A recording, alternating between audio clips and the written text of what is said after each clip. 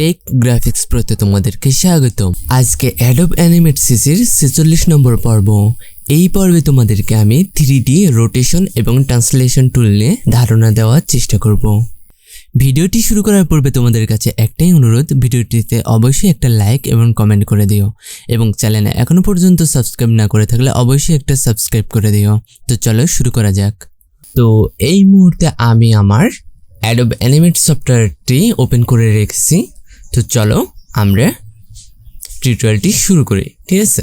তো সর্বপ্রথমে আমরা একটা রেড অ্যাঙ্গেল নিয়ে নেব। দেন তারপর কি করব, আমাদের 3D রোটেশন এবং ট্রান্সলেশন করার জন্য টুলস ইউজ করব। তো আমাদের এইখানে টুলস বারের এখানে দেখো অনেক ধরনের টুলস আছে, কিন্তু 3D রোটেশন এবং ট্রান্সলেশন টুলস এই দুইটা কোনোটাই নেই, তাই না? তো এই দুইটা টুলস যদি না থাকে তার জন্য কি করব, এই 3 ডটের এখানে কি করব, ক্লিক করব। তাহলে দেখো আমাদের একটা টুলস বার চলে আসছে, ঠিক আছে? যেগুলো আমাদের এখানে নাই সেগুলো দেখো আমাদের এখানে ভিজিবল হয়ে আছে, আর যেগুলো আছে সেগুলো ইনভিজিবল, ঠিক আছে? তো আমরা চাইলে এই যে এই দুইটা বা একের অধিক টুলস এখানে আনতে পারি। তো সর্বপ্রথমে কি করব, রোটেশন টুলটা এইভাবে ড্র্যাগ করে আমাদের টুলস বারের এখানে নিচে ছেড়ে দেব। দেন তারপর এই ট্রান্সলেশন টুলটা কি করব, নিচে না ছেড়ে এর ভিতরে ছাড়বো। তাহলে কি হবে, একটার ভিতরে আমরা দুইটা টুলস পাবো, ঠিক আছে? তো এর ভিতরে দুইটা টুলস দিয়ে দিলাম। দেন তারপর এই প্যালেনটা হাইড করতে হলে আমাদের এখানে ক্লিক করতে হবে, ঠিক আছে? তাহলে আমাদের হাইড হয়ে গেল। তো আমরা এখন টুলস চেঞ্জ করতে হলে আমাদের মাউসের রাইট বাটন ক্লিক করলে এখানে একটা মেনু চলে আসছে, আমরা যে কোনো একটা টুলস সিলেক্ট করে নিতে পারি, ঠিক আছে? তা আমরা জেনে নেব এটা হলো আমাদের 3D রোটেশন টুলস, আর শর্টকাটে কি হলো Shift+W, ঠিক আছে? মানে শিফট একসাথে W চেপে ধরলেই আমাদের এইটা হয়ে যাবে, ঠিক আছে? আর 3D ট্রান্সলেশন টুলসের কমান্ড হলো শর্টকাট কি হলো G। আমরা কিবোর্ডে G প্রেস করলেই আমাদের এইটা অ্যাক্টিভ হয়ে যাবে, ঠিক আছে? তো আমরা এটা মিনিমাইজ করে নিচ্ছি। তো আমরা যে কোনো অবজেক্টকে রোটেশন বা ট্রান্সলেশন করতে হলে কিন্তু আমরা যে কোনো অবজেক্ট বা শেপকে আমরা কখনোই সেটা করতে পারবো না, ঠিক আছে? ধরো এটা আমাদের কিন্তু শেপ, ঠিক আছে? এই শেপটাকে যদি আমরা 3D এটা সিলেক্ট করে নিলাম, দেখো আমরা কিছুই করতে পারছি না। তো এটাকে যদি আমরা অবজেক্টে কনভার্ট করে নিই, দেন তারপরেও হবে না। তো 3D রোটেশন এবং ট্রান্সলেশন টুলস একটা জিনিসের উপরেই কাজ করে, সেটা হলো সিম্বল, তা আবার টাইপ হতে হবে মুভি ক্লিপ, ঠিক আছে? তো চলো এটাকে সিম্বল করে নিই। আমরা এটাকে সিলেক্ট করে মডিফাই, দেন তারপর কনভার্ট টু সিম্বল। এখানে আমরা কি করব, সিম্বলের নাম দিয়ে দেব, বা না নাম দিলেও হবে। আমরা টাইপের এখানে যদি গ্রাফিক্স থাকে তো আমরা মুভি ক্লিপটা সিলেক্ট করে নেব, দেন তারপর ওকেতে প্রেস করে নেব। এখন যদি আমরা এটাকে রোটেশন করতে চাই, জাস্ট সিলেক্ট করলেই আর আমাদের রোটেশন টুলটি অ্যাক্টিভ থাকলেই আমাদের এরকম একটা চলে আসবে, ঠিক আছে? তো এটা আমাদের অ্যাঙ্কর পয়েন্টটা আমরা যে কোনো জায়গায় মুভ করে নিতে পারি, মানে যেখান থেকে আমরা রোটেশনটা চাবো, ঠিক আছে? সেখানে আমরা বসিয়ে নিতে পারি। তো আমাদের রোটেশন টুলের দুইটা ভ্যালু আছে, ঠিক আছে? একটা হলো X আর একটা হলো Y, ঠিক আছে? তো আমরা Yটা যদি মানে চেঞ্জ করতে চাই তাহলে আমাদের সাইডটা পরিবর্তন হবে, আর Xটা হলো উপর নিচ, ঠিক আছে? তো আমরা একটু প্লে করে দেখি, ঠিক আছে? আমরা এই সাইড থেকেও করতে পারি, এই সাইড থেকে একই কিন্তু কাজ হবে, ঠিক আছে? তো আমরা যদি এই Y এর এই হুইলটা নিচ পানে যদি টান দিই, দেখো আমাদের অবজেক্টটি এই সাইডে চলে গেল, তাই না? একটু হেলে গেল, আমাদের কিন্তু হালকা 3D ফিল আসছে, ঠিক আছে? তো আমরা এটা কিন্তু একদম 2D, এটা আমাদের কিন্তু 2D মানে স্টুডিও, কিন্তু তারপরে আমরা যদি 3D ফিলটা পেতে চাই তাহলে আমরা এই টুলগুলো ইউজ করে বিভিন্ন কায়দা কৌশল দিয়ে আমরা 3D ফিলটা আনতে পারি অ্যানিমেশনের ভিতরে, ঠিক আছে?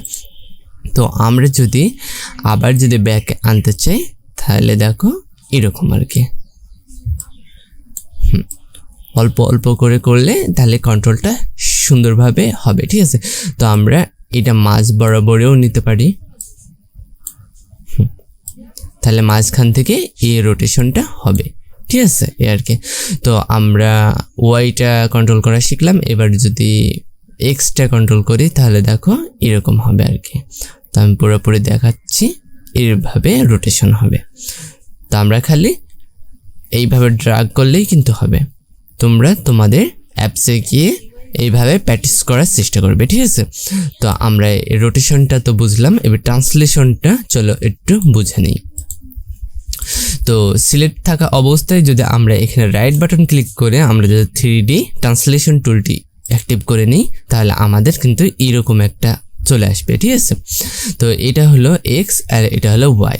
ওয়াইটাকে যদি ড্র্যাগ করি তাহলে উপরে চলে যাবে, আর এক্সটাকে যদি টান দিই তাহলে এই পাশে আর এই পাশে। হ্যাঁ, তো এটা তো আমরা ট্রান্সফর্ম টুলস দিয়েও তো করতে পারি, তাই না? কিন্তু একদম সেরকমটা না, এটা একদম 3D ফিলেই দেখো কাজটা হবে। তো এইটার ফিলটা বুঝতে হলে আমাদেরকে আর একটু রোটেশন করে নিতে হবে, দেন তারপর আমরা এটা বুঝতে পারবো। দেন এরকম একটা রোটেশন করে নিলাম, ঠিক আছে। তো এটাকে একটু দেখার সুবিধার্থে একটু উপরে তুলে নিচ্ছি। দেন তারপর দেখো আমরা এবার ট্রান্সলেশন টুলটি ইউজ করব। এবার যদি আমরা রেডটা টান দিই দেখো আমাদের কিন্তু এইভাবে হচ্ছে, দেখো শেপটা কিন্তু চেঞ্জ হচ্ছে, তাই না?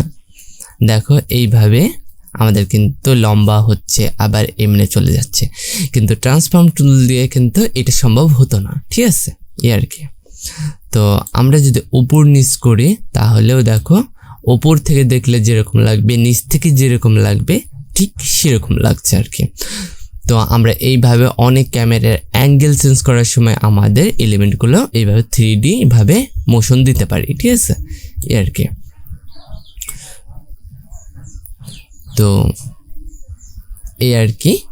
তো 3D দুইটা টুলসের ব্যবহারই দেখালাম, ঠিক আছে। তো এখানে কিন্তু আমাদের ইনভিজিবল আরেকটি কিন্তু আছে প্রপার্টি, ঠিক আছে। এটা হলো ওয়াই, এটা হলো এক্স, আমাদের আরেকটি হলো জেড। জেড হলো আমাদের সামনে আসবে এবং পিছনের দিকে যাবে, ঠিক আছে। এই হলো যদি এভাবে ড্র্যাগ করে তাহলে সামনের দিকে জুম হবে, আর এইভাবে যদি করে জুম আউট হবে, মানে দূরে চলে যাবে, ঠিক আছে, আর কি। তো যেটাকে এইভাবে আমরা কন্ট্রোল করতে পারি। তো আমাদের এইটার অ্যাঙ্কর পয়েন্ট যদি চেঞ্জ করতে চাই, ঠিক আছে, তাহলে আমরা কিন্তু এইভাবে অ্যাঙ্কর পয়েন্ট চেঞ্জ করতে হলে কিন্তু পারবো না, ঠিক আছে, যেটা চেঞ্জ হবে।